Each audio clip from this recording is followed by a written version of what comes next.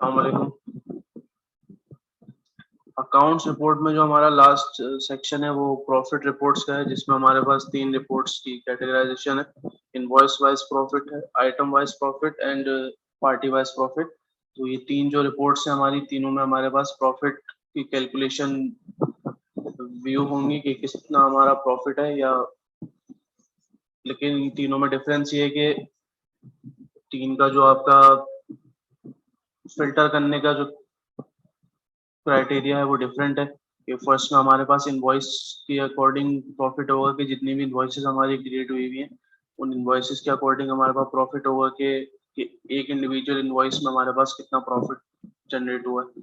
ठीक है। सेकेंडली जो हमारा है आइटम वाइज प्रॉफिट, उसमें जो हमारे प्रोडक्ट्स हैं तो उस प्रोडक्ट के अकॉर्डिंग होगा कि एक प्रोडक्ट जो है वो कितनी क्वांटिटी में सेल हुआ है और उसके कितने हमारे पास प्रॉफिट जनरेट हुआ है। और इस तरह लास्ट जो हमारा है पार्टी वाइज प्रॉफिट, तो वो हर कस्टमर के अकॉर्डिंग होगा, जो हमारी पार्टी है या जो कस्टमर है कि उसने हमसे कितनी इनवॉइसेस हमारी उसके अगेंस्ट जनरेट हुई हुई है, उसने कितनी हमसे परचेजेस किए हैं, तो उसके अकॉर्डिंग उसका प्रॉफिट कैलकुलेट होगा।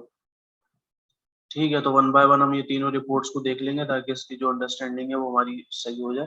तो सबसे पहले हम इनवॉइस वाइज प्रॉफिट देख लेते हैं। ठीक है, ये ओपन हो गया तो इसके हम डिस्प्ले देखते हैं।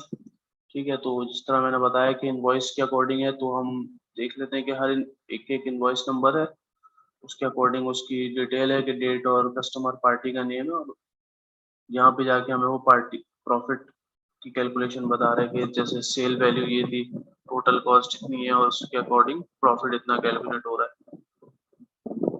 ठीक है, ये मजीद देख सकते हैं रिपोर्ट। इसमें हमारे पास है कि एबीसी कंपनी है, उसकी सेल वैल्यू ये थी, टोटल कॉस्ट हमारे पास मेंशन हुई हुई है और हमारे पास प्रॉफिट प्रॉफिट कैलकुलेट हो गया आ गया। ठीक है। तो इस तरीके से पूरी रिपोर्ट जनरेट हो गई है। अब इसमें हमारे पास इनवॉइसेस की भी टाइप्स जो थी हमारी, सेल इनवॉइस, टैक्स और सेल इनवॉइस।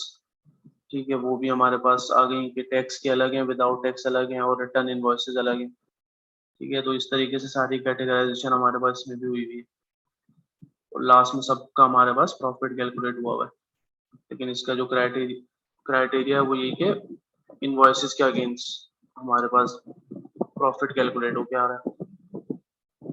सेकंड हमारे पास था आइटम वाइज प्रॉफिट, जो भी हम देख लेते हैं। ठीक है, उसको भी हम देखेंगे। आइटम वाइज प्रॉफिट हमारे पास ये टॉप पे आप देख सकते हैं, कैटेगरीज के अकॉर्डिंग इसको फिल्टर किया हुआ है। इसके बाद हमारे पास ये प्रोडक्ट्स की लिस्टिंग हुई हुई है। ठीक है, टोटल इसकी हमारे पास ये क्वांटिटी बताइए कि कितनी रिमेनिंग है। इसके बाद ये इसका per unit cost, cell cost, total cost, सब चीजें हमारे पास कैलकुलेट हुई हुई। और लास्ट में हमारे पास प्रॉफिट या लॉस जो भी है हमारा, वो कैलकुलेट होके हमारे पास आ रहा है। ठीक है, इसी तरह बाकी सारे प्रोडक्ट्स का भी है, सब हमारे पास कैटेगरी वाइज फिल्टर होके उनका प्रॉफिट कैलकुलेट होके दिखाया हुआ है।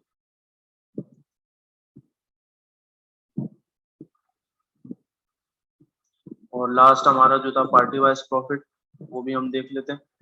ठीक है। तो ये कस्टमर के टाइप्स के अकॉर्डिंग पहले तो उन्होंने इसको फिल्टर किया है कि लोकल कस्टमर्स, ऑनलाइन, एक्सपोर्ट। ठीक है, ये तीन तीन कैटेगरीज हैं। इसके बाद लोकल कस्टमर्स के जितने भी अंदर कस्टमर्स इनहेरिट होते हैं वो यहाँ इन्होंने लिस्ट डाउन हो गए। इसके बाद सेल वैल्यू की कितनी सेल की गई है, उसके बाद टोटल कॉस्ट, और लास्ट में हमारे पास ये प्रॉफिट कैलकुलेट आ गया इंडिविजुअल हर एक कस्टमर का, हर एक पार्टी का। ठीक है। तो इसी तरीके से ये पूरी रिपोर्ट कंप्लीट हो रही है। तो ये हमारे तीन रिपोर्ट्स थी जिसके थ्रू हम अपना प्रॉफिट कैलकुलेशन देख सकते हैं।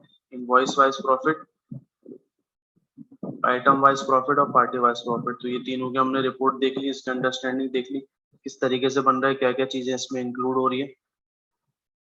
तो आई होप कि इसकी जो अंडरस्टैंडिंग है वो सही हो गई होगी और ये हमें जो चीजें समझने की थी वो समझ आ गई होंगी, ताकि हमारे जो कॉन्सेप्ट है वो क्लियर हो जाए।